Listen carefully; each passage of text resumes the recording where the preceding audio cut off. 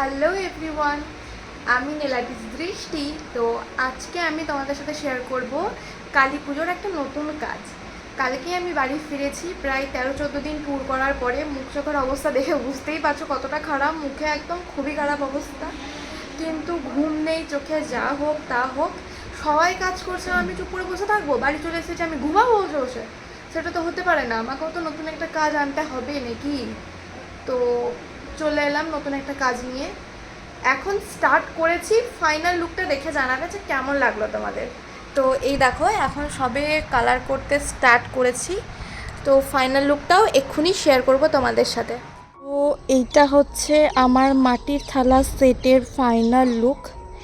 প্রদীপগুলো ভিতর থেকে প্রচুর এবড়ো খেবড়ো, যেটা ফোনে একদমই বোঝা যাচ্ছে না, তাই ভিতরে কলকা করতে আমার খুবই কষ্ট হয়েছে প্রদীপের। আর এটা হচ্ছে আমার থালাটার কলকা। তো কেমন হয়েছে জানাবে। এটা হচ্ছে আমার 14 প্রদীপের সেট।